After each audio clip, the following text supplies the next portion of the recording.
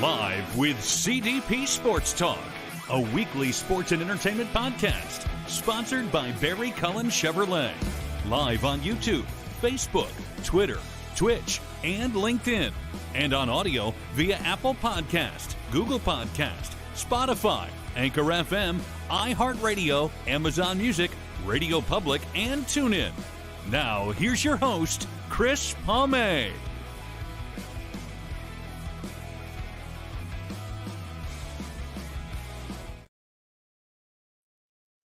Good evening, everybody. Welcome to Season 7, Episode 53, overall 383 of Live with CDP Sports Talk, sponsored by Barry Cullen Chevrolet Dealership at 905 Woodlawn Road West in the Guelph Auto Mall. Check out barrycullen.com for the newest selection of new and pre-owned GM vehicles, or give them a call at 519-824-0210, or email them at info@barrycullen.com. Live with CDP Sports Talk is on radio station CKRT, Border City Radio in Windsor, weeknights from 7 p.m. to 8 p.m. And I'm also on radio station WQEE 99.1 FM in Noonan, Georgia, the home of Southern Talk and Sports, weeknights from 8 p.m. to 9 p.m. So every night, Monday to Friday, you get 2 hours of Live with CDP Sports Talk. I hope everyone's doing well on this. I can't believe it's already Thursday, March 28th, 2024. It's opening day for Major League Baseball. Yes, I'm a Detroit Tiger fan, but I'm wearing a Florida Marlins retro hat from 1997. My friends Mike and Ann in Cambridge were kind enough when they were down in Florida about a week ago to pick me up a retro Marlins hat. So I'm wearing it today to honor them, and it's a cool hat. And I'm excited about having my guest on tonight. It's his second appearance, and his name is Greg Eno, and he's also the co-host of his own podcast show called the Knee Jerks Podcast. He's into media relations, internal communications, writing, community outreach, website content management, and also public speaking. And he knows Detroit sports teams as well as anybody. So we're going to bring Greg Eno on to talk a little bit about the Detroit Tigers, who won today, 1-0 over the White Sox, and the Detroit Red Wings, who are playing tonight at 7:30 against Carolina. Good evening, Greg. How you doing? It's great to be here, Chris. Thanks for having me on again. It's a pleasure, and especially an honor to be on your show on opening day of the baseball season. I'm excited about it, and I know it's only one game, but it's just nice to get that first win by the Detroit Tigers today over the Chicago White Sox. Absolutely. Great pitching performance by everyone, Tariq Skubal especially, the starter. The bullpen is as advertised, 3 scoreless innings, a tremendous job by them. Not a lot of offense, but you don't need any offense when you win, when you shut the other team out. Were you able to watch most of the game? No, actually was not. I only caught the very, very, very tail end of it. But I looked at the line score and I was very pleased. Skubal was very efficient. And I tell you what, if there was any question as to whether he's the Tigers' ace, it was put to rest today. He's always had the talent and the ability. My only concern is, can he stay healthy along with Manning and Casey Mize? If they can stay healthy, they will have one of the better pitching staffs in the American League this year. Well, you know, it's not just Tigers pitchers; it's pitchers in general. We were talking about that on the Knee Jerks podcast earlier this week. That it seems like every pitcher in the big leagues has had some sort of. I mean, not literally every big league pitcher, but it seems like so many of them have had either Tommy John surgery or some other ailment in their arm. And it's almost really kind of a given that these guys are going to sooner or later. That's why it's such an unusual anomaly when guys like Justin Verlander, who even he has had, of course, his injury problems, but can pitch that long and not really have any significant injuries. But these younger kids now, you mentioned Manning, who, of course, did not make the team. He's in the minor leagues right now. But, Skubal, of course, Casey Mize, so many of them, Rodriguez went down last year. So many of them fall prey to these arm injuries. And it doesn't even have to be as bad as Tommy John, but it does put them out for weeks and sometimes months at a time. I wanted to ask you this, Greg. I grew up in the 70s, okay? And I remember Jack Morris, Dave Stieb. Dave Stieb in 1 year had 19 complete games, and Jack Morris, a number of complete games. What do you feel there was more guys having Tommy John elbow surgery now than back in the 70s and 80s and even in the early 90s? Yeah, that's a good question. You mentioned Steve, by the way, and Dave Steve does not get nearly the recognition as he should as being one of the best pitchers, certainly of his generation. He had, if you look him up, he had I want to say 3 or 4 instances where he came within 1 out of a no-hitter. I mean, literally within 1 out. I think a couple of those occasions he came within an out or two of a perfect game before he finally did pitch a no-hitter. But back to your question, I wonder. It's kind of a chicken or an egg thing. I don't know if it's because they're. I don't want to say the word babied because that makes me sound like I'm a old get off my lawn guy. But these pitchers are kind of coddled now a little bit when they come through the system, and I don't know if that. I know the old time pitchers, the Mickey Loliches and Morrises, the guys that you referenced. I know they would tell you that they came up through the ranks throwing. They pitched. They weren't pitch counted. They weren't maintained. They just pitched, and it's hard to argue with that when they didn't really have those arm injuries that you're referring to. I don't know if it's the way that they're brought through the ranks and the pitch counts but you know what, Chris, and you know this, throwing a baseball, especially with the veracity that a pitcher does, is not a natural thing. It's not a natural. The arm was not made to throw a baseball with that kind of torque. When you consider how relatively light a baseball is, and you're throwing it, if the baseball was, it's going to sound weird, but maybe if the baseball were heavier, maybe they wouldn't have as many injuries. But it's so light, it's almost like throwing nothing to these guys. And when your arm is going that violently, snapping around like that, throwing I don't know what a baseball weighs, but it's not that much. It's just a recipe for injury. And I just think that we've morphed, society has morphed into athletes now that their arms just aren't, as they go through the ranks, they're just not equipped. We're getting to the point now, Chris, where starting pitchers pitch 5 or 6 innings tops. You mentioned the complete games; those days are long gone. 5 or 6 innings tops, and they're lifted even if they're throwing a no-hitter, for God's sakes. Absolutely. Speaking of Dave Steve, he won 175 games, but he lost, I would say, almost 50 games due to bad Blue Jay bullpens back in the early days. And I do think he had about 6 chances for no-hitters, including a couple perfect games. And to me, I think they should look at him in the Veterans Committee for the Baseball Hall of Fame because he was dominant, and he still to this day owns majority of the Blue Jays pitching record, even over the great late Roy Halladay. So to me, Dave Steve should get consideration, just like Lou Whitaker. Lou Whitaker should be in the Hall of Fame, in my opinion.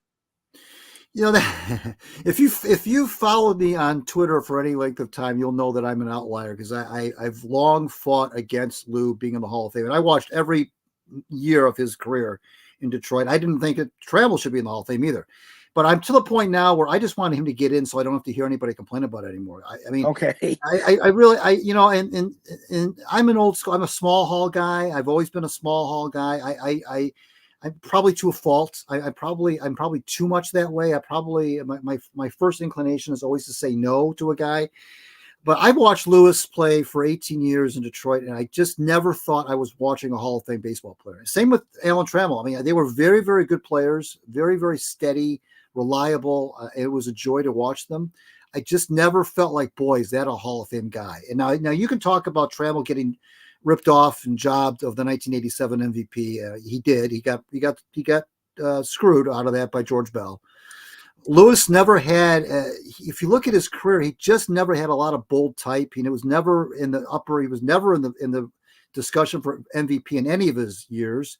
He was never, he was not great. And he was very good for a long period of time. But it's so hard now for me, guys like me, Chris, to make that argument when you've got guys like Harold Baines going in and some other people I've seen. I'm starting to soften on other people like Dick Allen. I'm starting to soften on him. I think Dick should be in, but I just it's my eye test that said, and I'm a Tigers guy, you know that, but I'm not seeing it. But if he gets in, great. I was happy for Trammell.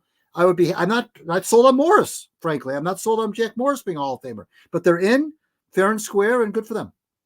Put you on the spot with one more. I wasn't around to see him play, but Bill Freehand, do you think he should be in the Veterans Committee for the Hall of Fame? He's another one. He's like Lolich. He's another one of these guys that I know Tigers fans overwhelmingly think that he should be in the Hall of Fame. And Freehand was another one of these guys that was very, very good. He came at a time, Chris, where there were not a lot of really good to great catchers in the American League. That's why he was always making the All-Star team. I'm not taking anything away from him, but there were not a lot of great catchers in the American League when Bill was playing. Now, he wasn't Johnny Bench, but of course, who was? Maybe that's an unfair barometer. But Bill was incredibly defensively, obviously. He was a decent bat. I can't remember how good of an arm he had in terms of throwing guys out. I think Lance Parrish had a better arm than Bill had. But Bill was steady. He was durable for the most part. He was not an injury-prone guy, and he would catch. This is back in the day where catchers would catch 130, 150 games a year. He was very good. He was very good. He had 200 home runs exactly right on the button. And Lolich is the same way. A lot of folks want Lolich in the Hall of Fame of the Veterans Committee, and again, a very good pitcher. Some fantastic numbers. He got stolen of the Cy Young in 1971, I think, by Vida Blue. Mickey had a year in 71. 45 starts, 383 innings pitched, low ERA. I don't know, 1 million complete games that year. But Vida Blue was everybody's darling. He won the Cy Young that year. Absolutely. Hey, and we're going to get to some questions about the Tigers after their win today.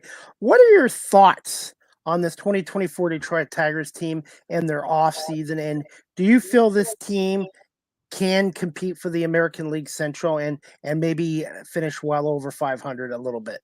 Well, they're helped by the fact, and by the way, the division, they did very well in the division last year. In fact, I think they had the best record in the division within the division. Okay, they mopped up in the division.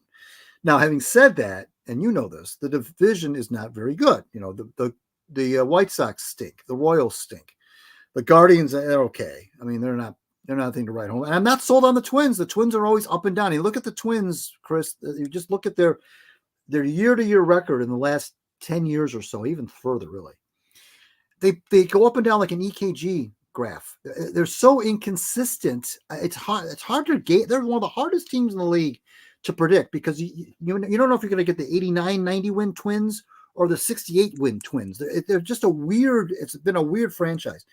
But yeah, I mean, the Tigers have enough to make some noise. I mean, they won 78 games last year. They went crazy in the division. Where they got hurt was they couldn't beat anybody in any other division. That was the problem.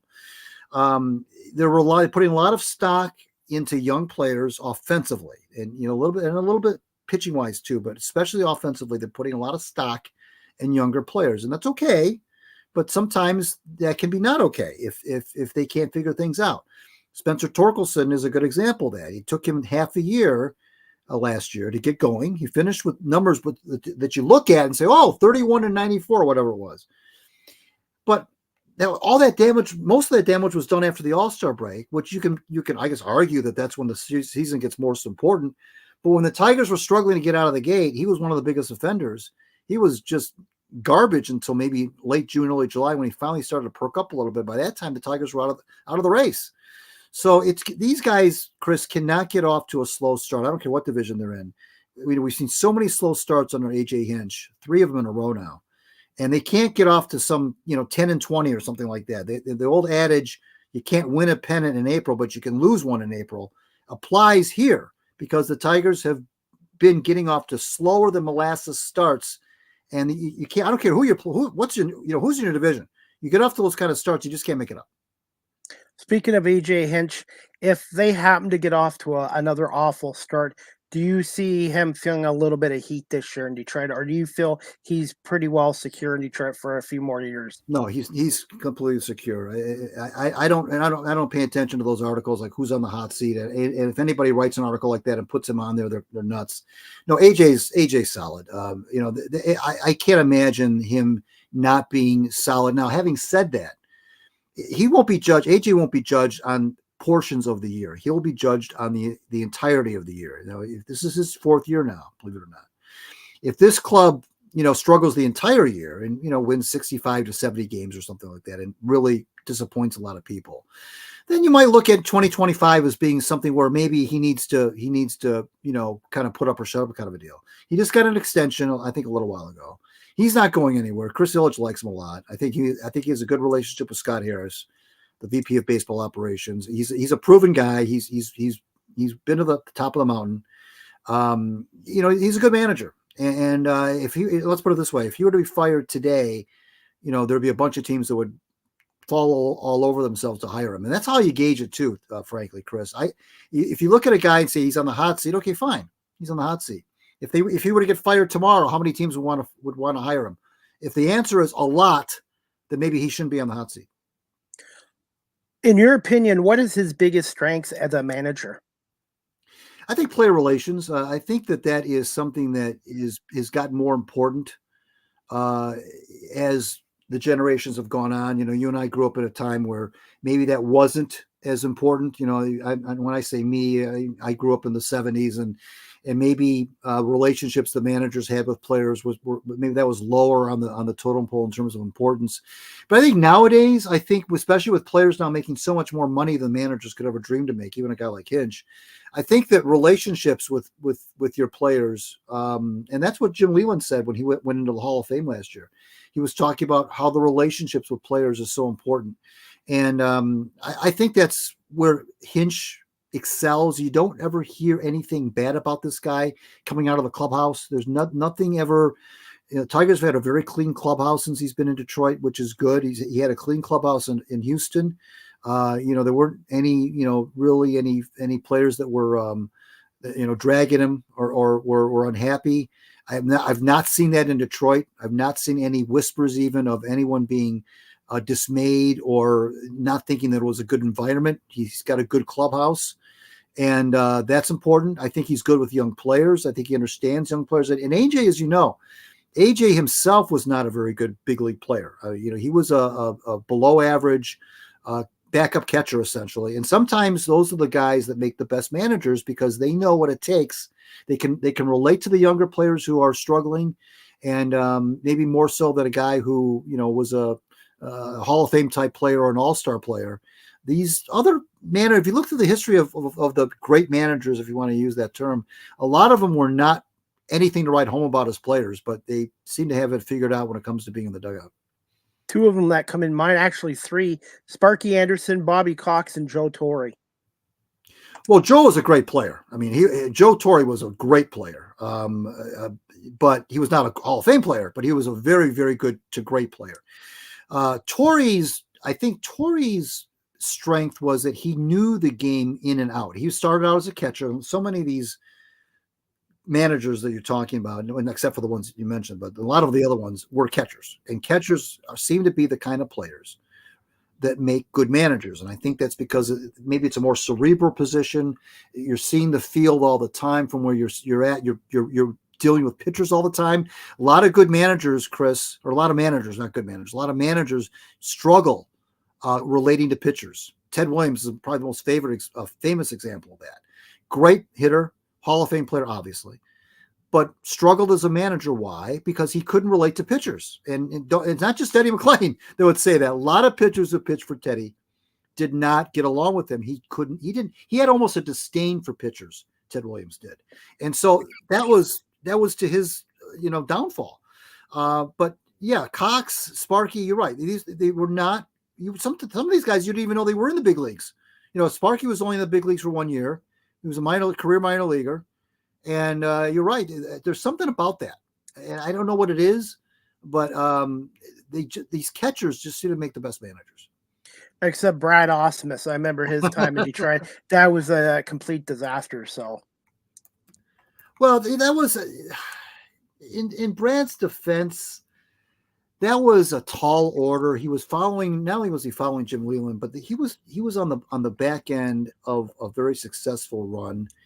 And sometimes when you're at the back end of that, and you kind of have to transition to a rebuild, which is what Brad had to do. He did win the division his first year, so I got to give him that. But the team was old. There wasn't a lot of youth, young talent coming through the pipeline when Brad was here. He did not have a clean clubhouse. We'll say that he had some issues there. I think it's unfair to just broad stroke brush it as being a young, inexperienced guy. And I think it's kind of unfair to just say he stunk. I think he just was put in a situation that was not favorable. I will say this. I don't know that Dave Dombrowski put Brad in a situation in which to be successful by hiring him in that situation at that time. Brad might have been a good manager maybe for a team that wasn't expected to do much. And then, of course, he went to the Angels for a year. That didn't work out. Now he's a bench coach for the Yankees, believe it or not. Do you feel he could get another shot at being a manager again in the future? A bench coach is always a good stepping stone to being a manager. And if you're a bench coach to Aaron Boone, that's not bad. But I don't see it. I think he's twice failed. And I don't know that he's got, he just doesn't have the resume, Chris, that he can fall back on and say, well, yeah, I may have had a rough time in California with the Angels. I may have had a rough ending with Detroit, but look at what else I've done. Well, there really wasn't much else that he did do, frankly. He doesn't have a resume that would say this guy deserves another shot, but we'll see. Hey, before we get to some more questions, I want you to get your opinion on the job that Scott Harris has done coming to Detroit from San Francisco so far. Well, Scott's, you look around the rest of Detroit, the front office landscape. You look at the Red Wings. Steve Yzerman has a plan. Brad Holmes with the Lions clearly has a plan, and he's executing it. Troy Weaver does not have a plan with the Pistons, and we've talked extensively about that last time I was on. He has no plan whatsoever. Scott Harris, and I'm starting to warm up to him a little bit. When he first came to town, I thought he was too much of a stat geek, too much of a metrics geek for me. And he still is. He still is that. But I think I'm starting to see now what he's trying to do, the type of player he's trying to bring in. And you can, scoff at it all you want and say, well, that's too much nerdiness for me.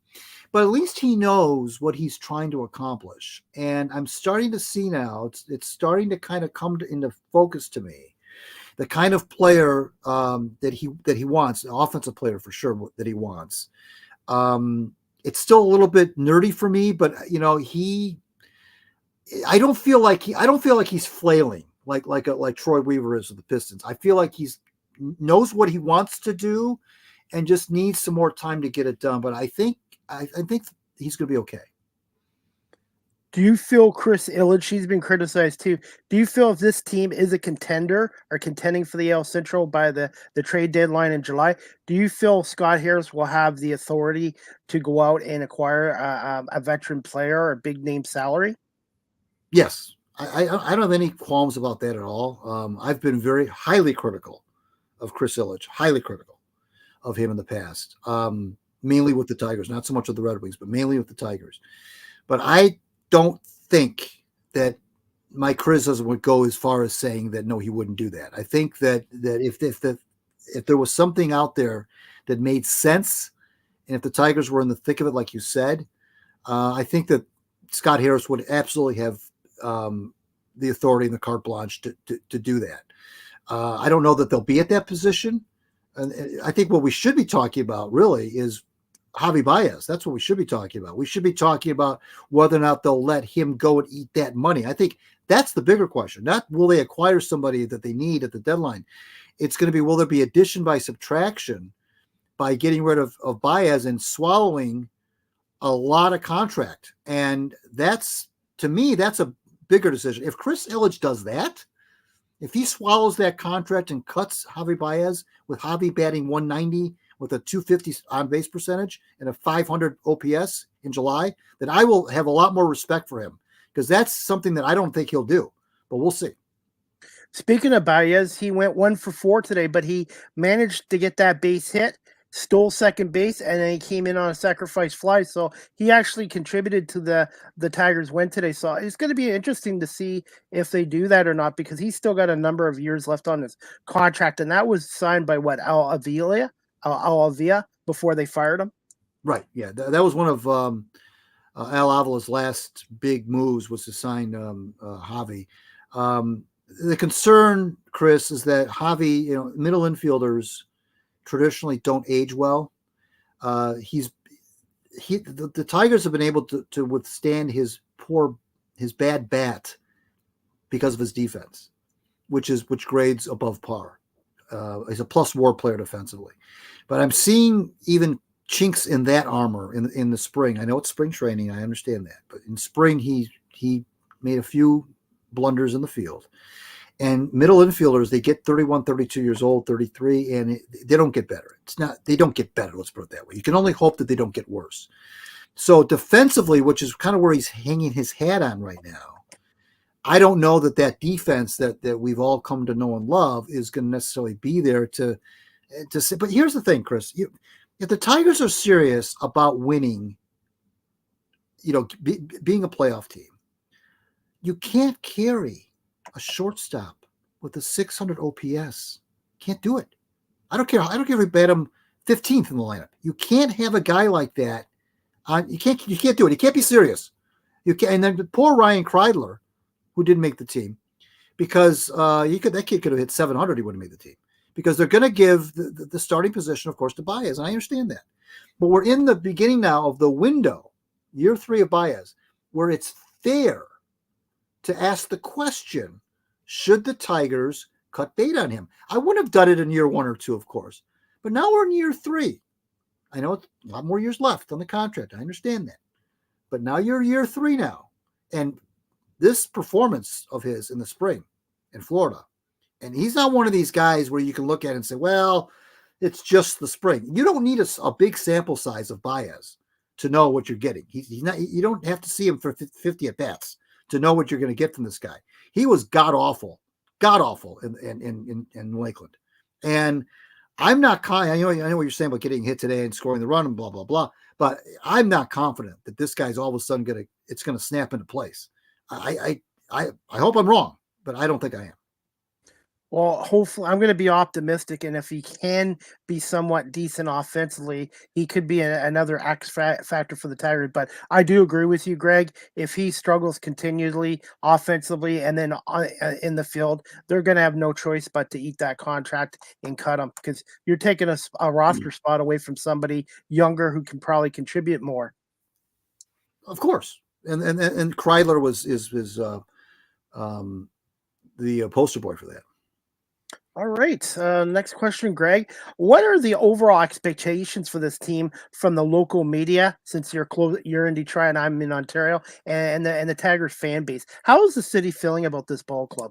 Well, the media is one of the softest media contingent in the country, as far as I'm concerned. They're I wouldn't go by them. There's not much delineation between the media and the fan base. The way that this media in Detroit is rah is borderline disgusting. But I will say this: there is a guarded optimism among the media and the fan base that this is. But let's face it, it's all because of the division, and I keep coming back to that. The division is so lousy that it makes the Tigers look better because they're in such a bad division. But hey, this is okay. It's okay to be optimistic. I'm not going to, poo-poo that. It's okay on opening day to think your team's going to do well. There's nothing wrong with that. Absolutely nothing wrong with that. But the media, and that extends to the broadcast team on TV, not so much on radio, but on TV, they're very, very soft. They can't even bring themselves to criticize the Pistons on most nights. So, what does that tell you? The Bally sports people just, everything's sunshine and roses. But I don't pay attention to that. I don't care. I could watch a game with the sound turned off. I just want to see the games play out and take it from there. It sounds like the Detroit media is similar to the Toronto media here with Sportsnet and TSN, and Sportsnet, Rogers owning the Blue Jays. Everybody's raw, and it's nice to get I want somebody that has a fresh opinion and be a little more truthful, because you're right. A lot of these guys are paid by their clubs and they don't want to say anything negative, but I'd rather have somebody be honest about a situation. And that's why I respect your work so much, Greg, is because you always it doesn't mean we always have to agree on everything, but I appreciate your side of your point of view as well. Well, thank you. I try to come at this from kind of an outside. It's weird. It's kind of an outsider's perspective, but not at the same time. Outsiders in the sense that I'm not currently in the mainstream media, but I've been in there and I've been around the teams for so long that I feel like I'm also an insider in a weird way, because I've seen so much. I've been following these teams for over 50 years, so I feel like I've seen a lot, and so I kind of come at it from I guess a perspective of an educated fan who wants to give a different perspective that maybe you wouldn't get by reading the local media. So that's what I try to do. I got a viewer, Taylor Phillips. He just wants to say hello. He's got his own podcast show too, the Michigan Sports Truth podcast with him and Ed Smith. And Taylor is a good guy, and I really appreciate him watching tonight. Yeah, Taylor's a good guy. He's a very big supporter of mine. I know he's always retweeting or reposting my ex posts. I appreciate him. He's always liking my stuff, and I really appreciate that. And one thing I like about him too, he tries to be objective as well. We all like our teams to win, but it's good to have an objective opinion of it and not drink the Kool-Aid. Because I find generally in a lot of media nowadays they're drinking the Kool-Aid and they're afraid to actually say anything that might be considered negative. But I have more respect for people that are honest and objective than people that are just drink the Kool-Aid. Then right, definitely. Next question I wanted to ask you, Greg, is what are your thoughts on Spencer Torkelson and Riley Green as franchise players for this Tigers team? Well, that's kind of a strong word. Franchise player is a strong tag. That's usually reserved for the truly great players that are in their prime. That's a Miguel Cabrera word, circa 2012. Okay, but they are core players. I will grant you that. Okay, they are players that you can build around, and they are players that you have control over for a number of years. The Tigers have team control over both of those players for a number of years. They both should be entrenched at their respective positions for a number of years because of that. They are nice pieces. There's no question about it. Are they great? No. Are they stars yet? No. But they are players that you certainly can build around. I wouldn't call them franchise players. I would call them core players. The Tigers don't have any franchise. There are really few. When you think about it, Chris, look around. There's really a franchise players. If you really want to use that word to its literally, there's only about half a dozen of those guys in the game today anyway. I mean, true superstar guys. Now, franchise players for the teams they play for, yeah, if you want to water it down a little bit, but I would call these guys core players. Okay, I should have said that, and I appreciate that as well. And one thing with Riley Green, I know he's a good ball player, but hopefully he can stay healthy as well, because I know last year he missed a big chunk of the season with an injury. Yeah, he's the kind of guy that plays the game real hard, and sometimes that gets him into trouble. He likes to make these spectacular diving catches. And he likes to run into walls, and it's you hate to try to harness that. You hate to suppress that desire and that will, but that's also what gets him into trouble. That's what's caused some of his injury situation is how he plays the game. Torkelson, obviously doesn't play a position that's as physically taxing, clearly at first base, but Green is we have yet to see him really. We'll see what he can do over 162 because he's young yet. But so far, he hasn't been able to stay healthy. But again, it's partly because of how he plays. Greg, I wanted to bring this up too before we get to the Red Wings.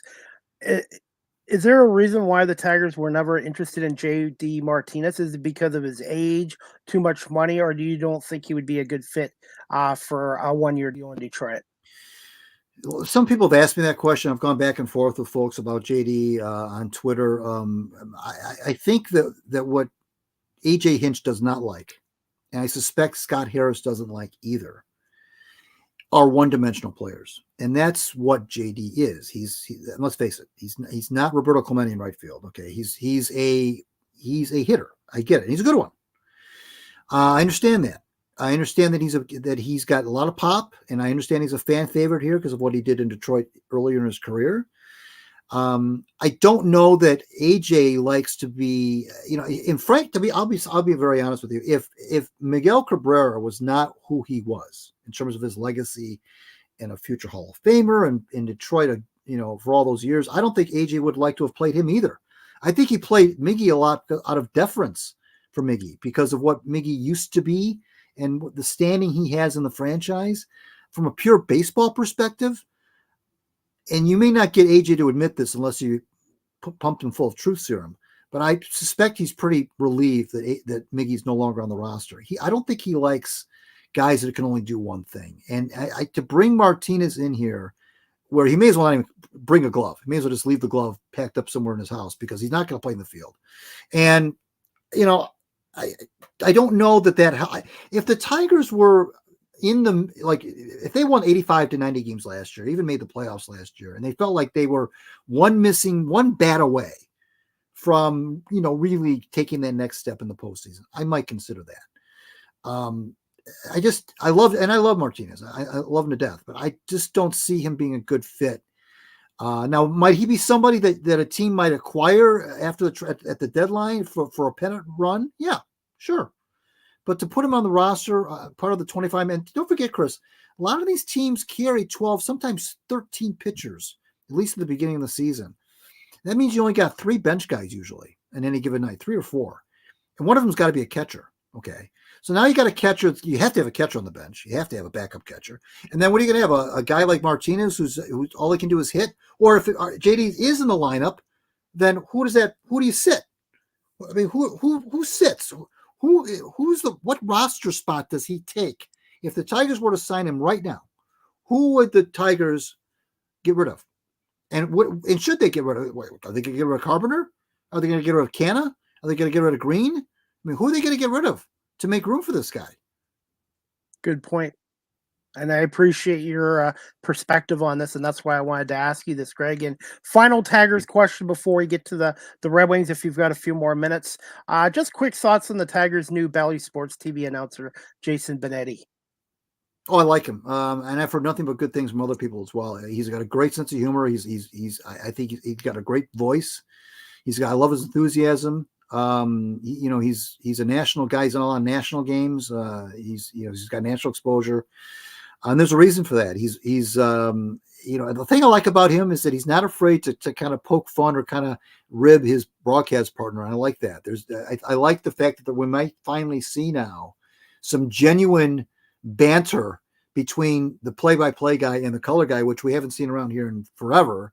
And it humanizes them and it makes the broadcast more enjoyable when you get the feeling that these are people, not just machines that are spouting out metrics. These are people. I hope he's able to draw out of his partners, who of course are all former players. I hope he's able to draw out of them some stories from their playing days. When Craig Monroe's in the booth, I want to hear Craig talk about playing for Jim Leland. When Gibby's in the booth, I want to hear Gibby talking about playing for Sparky and playing for Tommy Lasorda. I want to hear that stuff. And I think Benetti appreciates the history of the game, and I think he appreciates the playing careers of his partners, and I think he's going to draw that out of them and kind of get them off of that constant talking about the next pitch and the velocity and the swing rate and all that other launch angle and all that stuff. Let's get just to talking baseball, like you and I would talk about at a bar. Absolutely. I was shocked when the Tigers got him, and to me, that was the Tigers' best off-season acquisition because even though I'm not a White Sox fan, I saw a lot of his work, and I'm so happy he's there. And then you got Dan Dickerson as well. The only thing I wanted to ask you this, Greg, is it would be nice for them to pair him with one person. Like I guess I'm old school with Ernie and Paul, George and Al, or Dan Dickerson and Jim Price. It just seems like Bally Sports has got 4 or 5 analysts. No, I'm with you. I wrote a piece about that last summer. I'm 100% in agreement with you. Too many faces, not only in the booth, but in the studio. I mean, I don't know who I'm going to see on any given day. And that goes for all the sports that Bally does. I don't know who I'm going to see in the studio. One time I'm going to see Larry Murphy. One time I'm going to see Chris Osgood. One time I'm going to see Jimmy Howard. One time I even saw Danny DeKaiser, for God's sakes, last week or whatever. I don't know who I'm going to see. And at least in the booth, they're pretty much the same guys are in the booth, but I do not. know who I'm going to get in the studio. And I'm with you. Too many announcers. I don't know that helps the broadcast. I don't think that helps the camaraderie between the play-by-play guy. You know, Benetti's good enough that he can probably work with that. But I'm with you. I'm old school as well. I like two guys that I know are going to be there every night for me, and I like seeing a couple people in the studio that I know I'm going to see every night, and I'm fine with that. Consistency. So, but again, I'm so happy he came to Detroit as well. We just do you have 5 more minutes just for a couple Red Wing questions? Sure, of course. Thanks, Greg. Just overall thoughts on this 23-24 Red Wings team. It was doing so well until Dylan Larkin got hurt, and then they've now lost 10 out of their last 13, including 7 in a row on the road. I know Dylan Larkin's a very good player, but to me, he's no Wayne Gretzky or Gordie Howe or even Austin Matthews. Very good player, and I just don't feel the team should have fell apart like they have without him in his 2-week absence.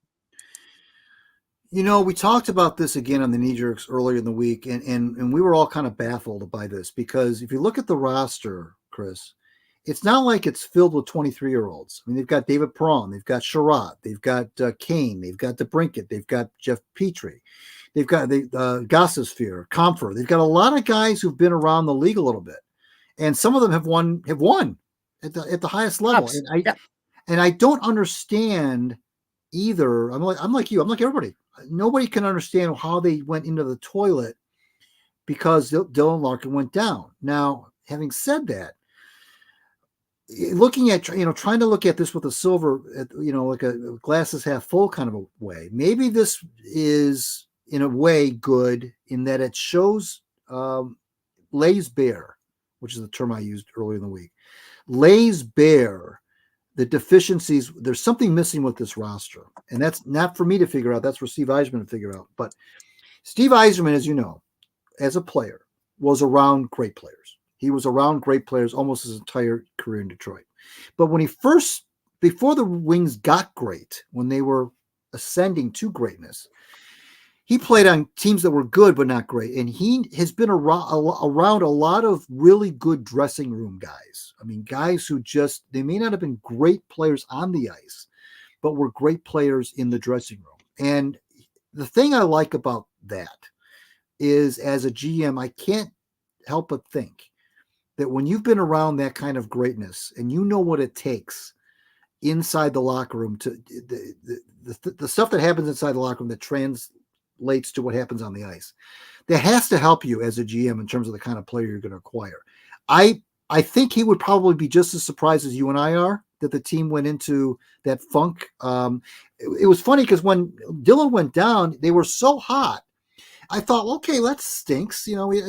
That's a bad injury at this time of the year. But I thought that, you know what, they'll be okay. They'll hover, they'll tread water while he's gone, maybe be 500 while he's gone.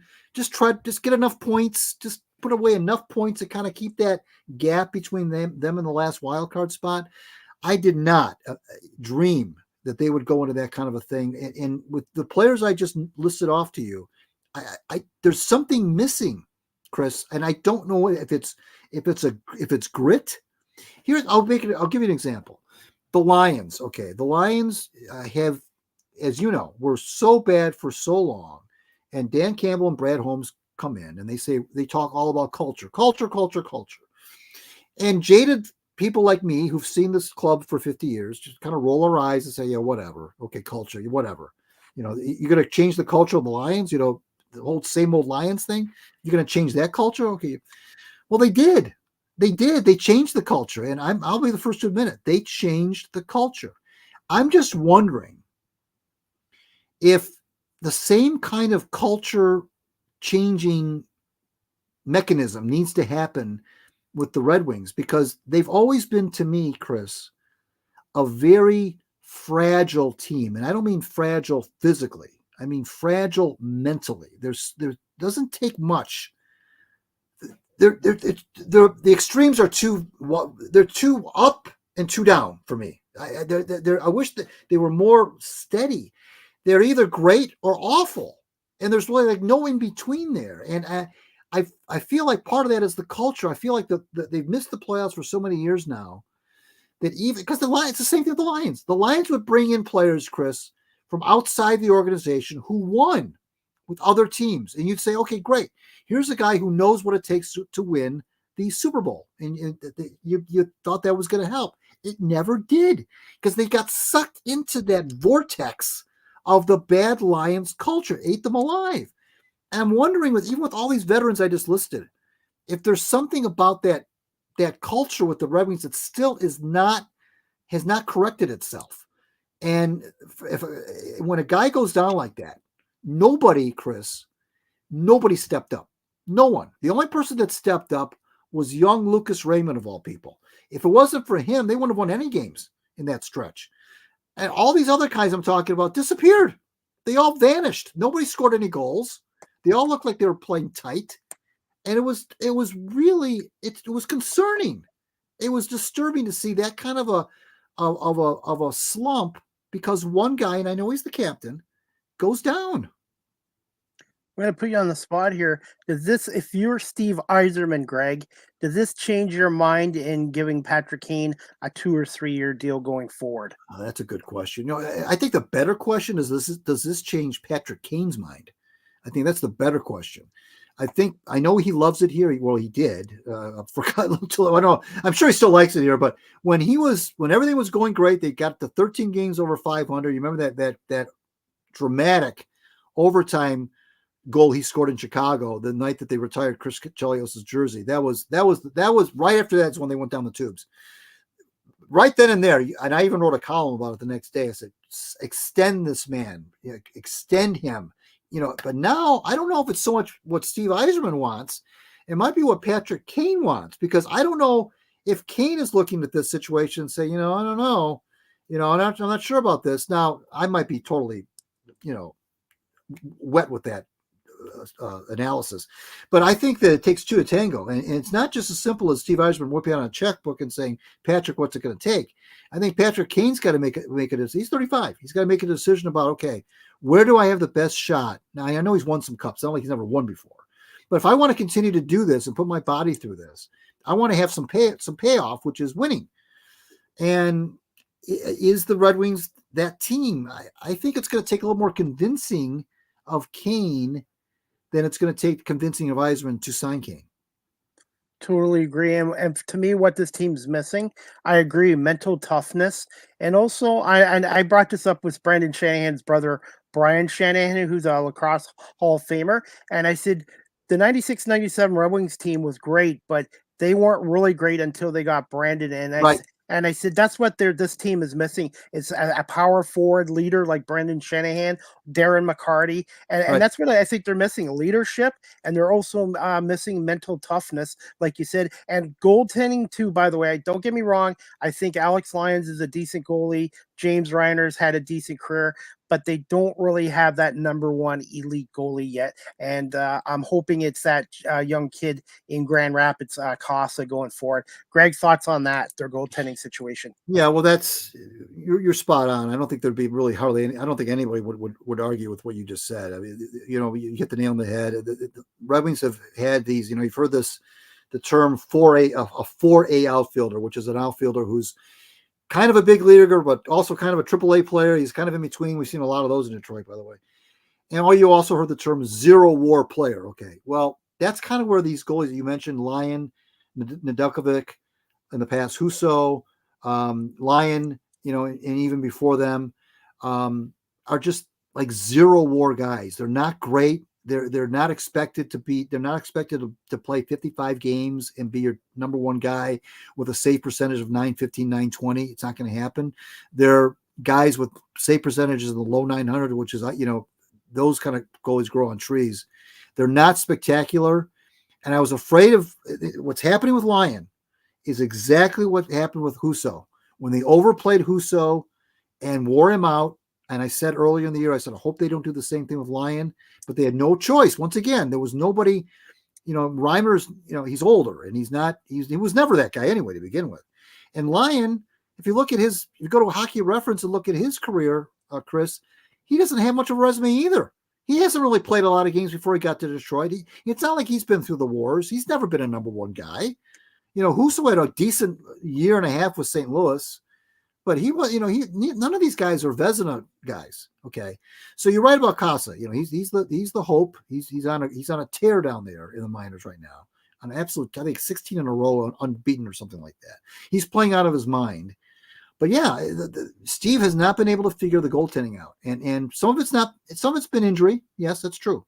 Some of it has been guys have gotten hurt, but it's hard though, Chris. It's hard to find guys like that. It's hard, you can't, it's just they just don't come. You just don't come across them all the time. Truly elite goaltenders who can be the difference in a playoff series or can be the difference over the long haul. The Red Wings just have okay goaltending. Where they sometimes make the big saves and sometimes let in the goals like Reimer let in against the Islanders last week. Guy took a slap shot from the blue line and it went through his pads like I don't even know how it got through. But that kind of thing, it's not there yet. You're right. It's just like in football. If you don't have an elite quarterback, right. It's very difficult to win. Right. And goaltending is so important because if your goalie's giving up bad goals, your team's on the bench and they're just like, right. Oh, this guy's brutal. They're not going to say it, but you can see it in their body language as well. So, and I want to ask you one last question, Greg, before we wrap this up. Overall assessment on Steve Yzerman as GM and the executive vice president of the Red Wings. And do you feel Steve should have, and could have done more at the NHL trade deadline? Well, I don't know. I don't know. I'm not close enough to know if he could have done something because we don't know. We don't know how that was all playing out behind the scenes. We don't know if he was close to anything that didn't happen. We don't know if there was a lot of phone calls were being made or anything like that. I think the smart thing to do, though, was what he did do, which was very little. I mean, all he did was trade Klim Kostin to, I think, San Jose. I think that's fine. I mean, this team, Chris, even if they did hold on to that playoff spot like that looked like they were going to, was I'm sure was going to be a one and done. They would maybe win one game in a series, possibly two, but they weren't going to win a series. They weren't going to go up against the Rangers or the Bruins and beat them 4 times. Okay, so I'm fine with he standing pat and not doing anything crazy for what. Now, here's the thing about Yzerman. The people just either choose not to come to terms with or just can't see. And that is he never changes. He has never changed his approach since he became the general manager almost 5 years ago. He has not changed one iota. He has been the same guy saying the same things for 5 years. And sometimes people can't understand that. They think he's changed and he hasn't. They've changed. The fans have changed, but he has maintained because he's got that leeway with the organization. He can do that. He has not changed his approach. His goal is to make the Red Wings good for a long time, not a cameo appearance in the playoffs and then you don't hear from him again. He wants to make them perennial playoff participants like they were when he was a player. And again, he saw that happen. He saw the team when they would make token playoff appearances when you and I and everybody knew they weren't going to do anything in the playoffs and ascend to the point where they were consistently considered a favorite to win the Stanley Cup. That's what he wants to do. He wants to build a program here, kind of like a college, to use a college term, a program that is a strong program that is sustainable. And fans don't like to hear that because they want instant gratification. They get restless. I understand that. It's not easy, believe me. But I think they've made incremental improvements. And they are playing, even though they probably won't make the playoffs this year, they're playing important games in March, late March, that do have playoff implications. And is that an improvement over last year and the year before? Yeah. So if you use that as your barometer, the team is improving. The next step now, though, is to figure out what went wrong when Dylan Larkin was out. Because if you figure that out, and you use the word of mental toughness, and you're right.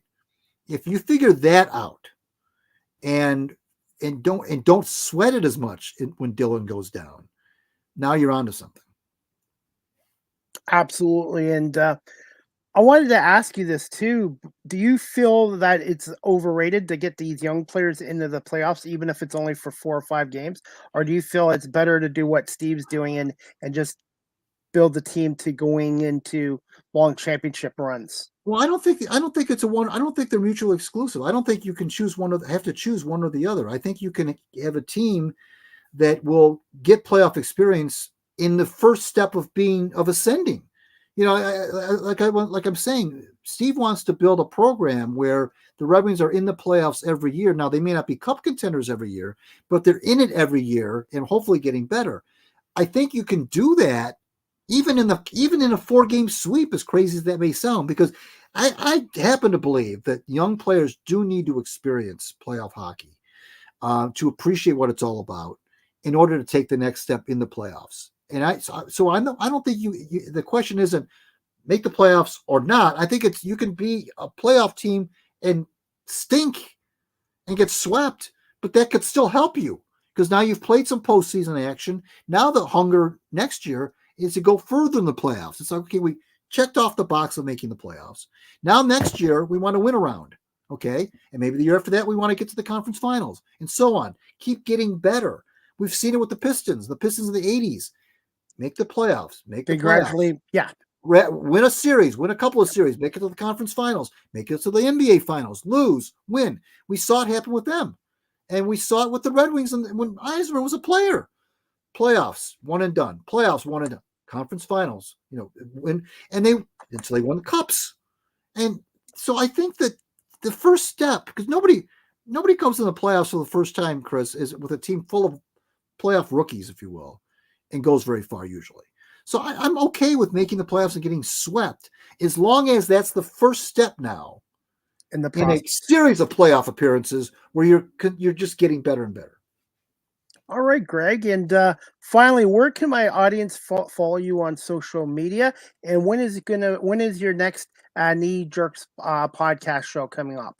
Well, there's a few things I'd like to I guess plug. One is, of course, you can find me on Twitter at Greg Eno. That's the easiest way to find me. We're always having lots of fun discussions about Detroit sports on Twitter. I really enjoy that. There's kind of a circle of us that kind of are always talking to each other on Twitter. So join that fray if you want at Greg Eno. Subscribe to my Substack, which is great. It's on the screen there, gregeno.substack.com. It's free right now. New content in your inbox every Monday without fail. That's another way to do it. And the Knee Jerks itself, go to thekneejerks.net. That's the home base, thekneejerks.net. But you can listen to the podcast wherever you get your podcasts. I mean, there's a ton of places you can get podcasts. We are on every other Monday night, a new episode drops. And we have a lot of fun. Al Beaton, Nick Milanovich, and I. So come join us. I'm going to listen to your latest one about the National Football League. And that one with John Miller is interesting. And the next time I have you on, Greg, I want to talk to you about, I know they're trying to protect the players, but they're changing this game drastically going into the future. And I'm not sold on all these changes that are upcoming for the 2024 season. Yeah, no, that's fair. You're right. That's a whole discussion in and of itself, for sure. Definitely. But hey, Greg, I apologize for keeping you over 40 minutes, but I want to say thank you so much for coming on again and talking to us about the Tigers and Red Wings. And I really appreciate your friendship and support. And I always like your work, and I appreciate you coming on again. It's my pleasure, Chris. I thank you so much for having me on, and it's an honor and it's a privilege. And I'll come back whenever you want. Okay. I want to wish you you and your family a happy Easter, and we'll definitely keep in touch with you on social media. Again, thank you so much, Greg, for coming on live with CDP Sports Talk tonight. My pleasure. Be well, my friend. You too, Greg. All right, guys, that was season 7, episode 53 of Live with CDP Sports Talk, brought to you by Barry Cullen Chevrolet here in Guelph. That was my guest, Greg Eno, co-host of the Knee Jerks podcast, and he's a longtime Detroit media personality as well. And please check out his podcast show again, and I will put it up on the ticker. You can follow Greg on Twitter, X at Greg Eno as well. And I have some more comments here from Michigan Sports Truth podcast, Taylor Phillips, Craig Craig Monroe. Comments there. Another one, Jeff Petrie needs to be released or traded. I think Jeff Petrie's at the end of his career. Taylor, in my opinion, I agree with you there. And the Wings also need a head coach that can teach them. Grant Lalonde's not that good. Taylor, I appreciate your feedback there. I think Derek Lalonde, he's only in his second year with the Detroit Red Wings. I think Derek Lalonde, Taylor will have at least 2 more years. 2 more years. But I agree with Greg on mental toughness and their goaltending and leadership to work on in the off seasons as well. And speaking of the Red Wings play tonight at 7:30 against the Carolina Hurricanes. The Red Wings are down to 10 games, and they basically need, I feel, for the Red Wings to make the playoffs this year with the remaining games. They've got 10 left. I believe the Red Wings need to go on a nice winning streak. I think they need to win at least 8 out of the last 10 games. If they can win 8 out of the last 10 games, 800 winning percentage, and that's another 16 points. That would give them 70. They got 78 points right now. That would give them between 93 and 94 points. So I think if the Red Wings can finish out the last 10 games, the last 10 games of the regular season strong, I think they'll have a chance. But they got a tough opponent tonight in Carolina, and then Saturday they're taking on the best team in the NHL in the Florida Panthers. So we'll see what happens there as well. But I want to say, Taylor Phillips, thank you so much for watching, and please, everybody, check out the Michigan Sports Truths podcast with Taylor Phillips and Ed Smith talking Detroit sports, and they're two good guys, and I really enjoy their show as well. Also, guys, the next live with CDP Sports Talk to be announced. I'm working on more guests for next week as well. And again, for some of you joining me, I'm still a Detroit Tiger fan, but I'm wearing the retro 1997 Florida Marlins hat, thanks to my friends Mike and Ann in Cambridge. They were kind enough to get me a hat when they were down in Florida, and I think this is a cool hat. And when I see this hat, I think of Jim Leyland and the 97 Marlins who won the World Series. And of course, one of the Tigers' old-time greats, Miguel Cabrera, played for the Florida Marlins as well. They're now known as the Miami Marlins as well. Before we go, guys, I'm going to show you a little clip of it's called Degrassi Tour Schools Out. If you grew up in the 80s like me and watched Degrassi Junior High, Degrassi High, I was at the Highland Cinema this past Saturday in London, where Pat Manestrani and Stacey Musician, who played Joey Jeremiah and Caitlin Ryan, were on. And I have a little clip from the Highland Cinema in London, and it's about 3 minutes. And I thought it was great. Pat and Stacey talking about their time on Degrassi Junior High and Degrassi High back in the 80s and early 90s. Where we felt comfortable in our skin as actors and as characters. Snake, or Stefan, who played Snake, was offered, you could call your character Slim or Snake. Slim. Oh my God. So he obviously picked a cooler sounding name. But that's how a lot of roles were created. Amanda Steptoe, who played Spike, she showed up to the audition with her hair spiked. That was her lifestyle. That was her thing. And even though her mom told her to wear her hair down and normal, she's like, no. This is how I'm going to wear my hair. This is who I am. And so they loved that. And so they created a character based on Amanda Steptoe's own style, which is kind of cool. And like I said, they did rely on us for a lot of ideas and a lot of storylines. Sometimes we mirrored those storylines in our own real lives. But at the end of the day, we were just trying to share stories. We were just trying to educate the audience, because we knew that there was a lot of rural communities that could only get CBC, and a lot of things were taboo. And the fact that we were never censored in Canada once is a huge accomplishment, because we were preempted in England on the BBC for all the pregnancy episodes. We were censored in the US for the abortion episodes. It was unbelievable how narrow-minded certain countries or broadcasters were back in the 80s and 90s when we were trying to break the mold. And some of them weren't censored; they were actually just edited. Like they were shortened. They wouldn't show the ending of them going into like the clinic. Yeah. So every country has their own favor. Yeah. Yes, Mama. Did the scene where you ran or walked through the cafeteria make sense? No, Vine News, walking, cafeteria scene. Everybody wants to see that for some reason. I think those are in the commercials for a while, like it was all over the place. So again, I think okay, I remember what happened. I'll tell you a quick story about that. That was our episode 1 of Grassy High. Okay, it was a 2-parter episode. The producer called me to her office and said, Pat, we want to kick off Grassy High with something awesome, something wild, and we want to get a lot of media attention, a lot of press. And I'm like, okay, what do you got? And she's like, Joey wants to buy a car. Awesome, I love it. We're going to use your car in real life. Even better, that's awesome. That was my Mustang, by the way, in real life. Love it. To get the money for the deposit, he needs to do something really extreme, otherwise he's going to lose the car. What? He's going to walk through the cafeteria naked, bet everybody that he can do it. I'm like, what do you mean? we're gonna film you naked, and I'm like, why? Well, no, why can't we do it another way?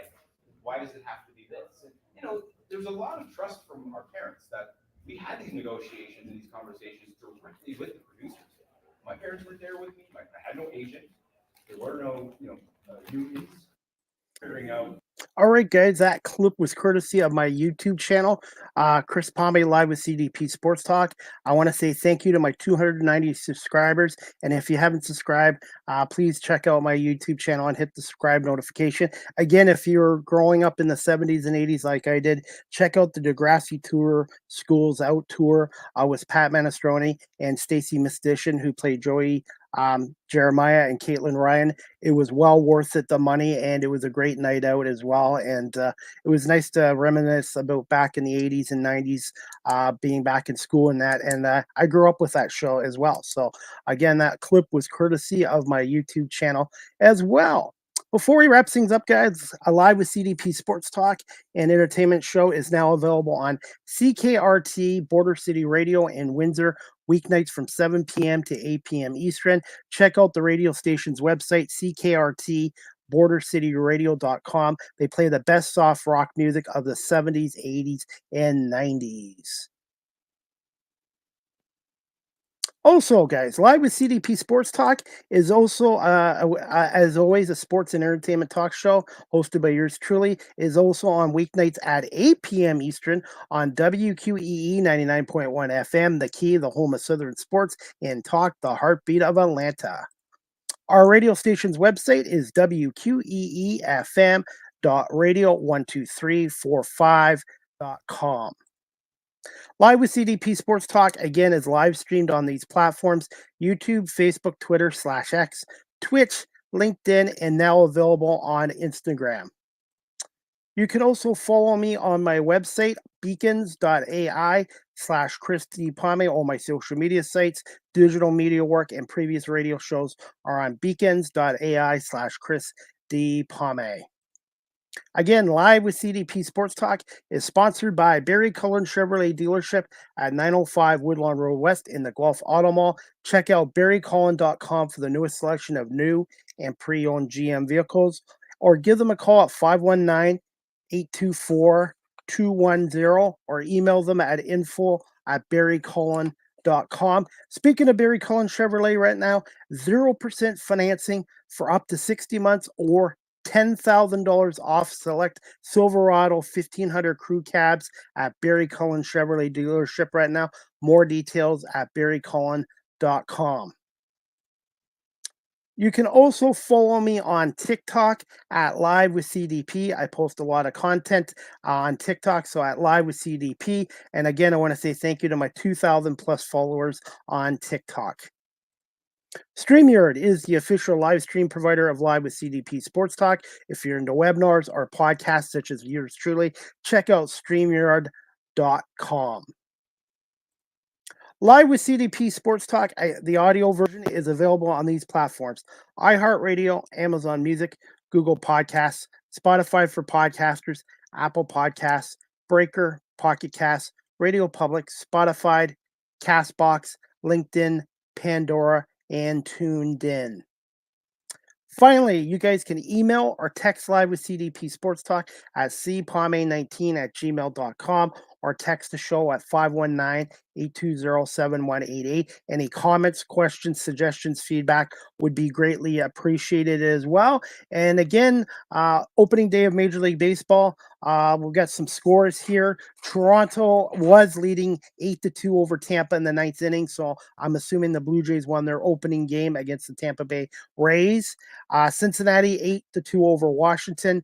Baltimore, who I think is probably one of the best teams in the American League, crushed the Los Angeles Angels 11-3 today. And of course, my Detroit Tigers won 1-0 over the Chicago White Sox. Scudro, 6 innings today, 3 hits, no earned runs, 6 Ks, and no walks. And he was outstanding. Javier Baez, who's under a lot of heat in Detroit for his big contract and lack of production, was 1 for 4 today with a base hit, a stolen base, and he did score the game's winning run on a sacrifice fly. So the Tigers are off tomorrow, but they play Saturday and Sunday at Guaranteed Rate Field in Chicago. Spencer Torkelson, the Tigers star player, went 2 for 4 today as well.